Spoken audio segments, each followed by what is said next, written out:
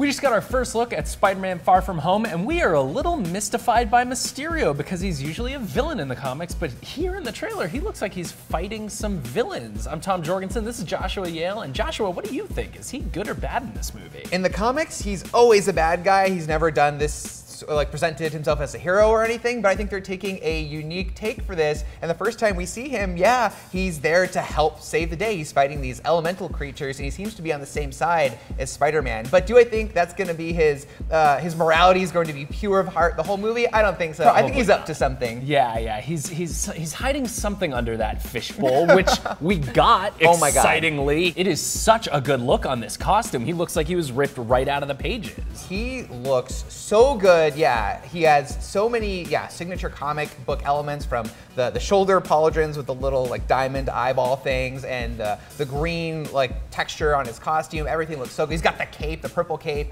Normally we don't get that with Spider-Man villains. We've seen like Shocker and Vulture, who They go like, kind of grounded with it. Yes, but they're just like full on. I think he wants to be wearing this costume. I think that's part of his whole plan, is to present himself as a hero. In the trailer, they say he looks kind of like Iron Man and Thor mixed together, and they're right. He's got that big cape and the shoulder clasp that Thor has. He's got the armor plating that Iron Man does. He's flying around like Iron Man. He's got powers that kind of like Doctor Strange-ish, like he's casting spells. So I think he's very much presenting himself as a hero that the world and Spider-Man is used to as part of some plan. I don't know what he's up to ultimately, but I think that's a big part of it. Yeah, of course, Mysterio in the comics is very, very into leaning into theatricality, and it's definitely reflected in that very superhero-looking costume. And the internet is definitely into what is going on underneath the fishbowl as well. We have like Daddy Mysterio. Yes. He's hot AF. He's got the beard. Jake Gyllenhaal looks so good. He's like Tumblr's dreams have just kind of meshed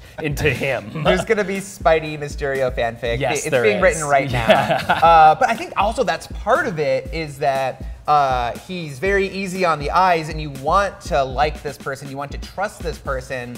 I do wonder if that's his real face. Maybe it'll be like prosthetics, and he actually has this really like gangly, nasty face. He like rips it off, and he's someone else. Also, speaking of ripping off your face, what if Chameleon is in this movie too? Another Spider-Man villain who we've never seen in live action, who would fit this perfectly. Maybe he's impersonating somebody key. IGN's own Jim Vejvoda was even thinking that Chameleon could possibly be impersonating someone as high profile as even like Nick Fury. Could you imagine that? That would be amazing if maybe the two of them were working together and kind of misdirecting Spider-Man and bending him to their will. I definitely am not trusting much of what I see. Obviously, Mysterio's powers are very centered around deception and tricking people. And so with that in mind, and obviously he's trying to look like a hero to the world, and maybe even just to Spider-Man, I'm very curious to see if, when the movie comes out, if we see anything in this trailer that actually ended up being an illusion. I think at least a few things are going to end up being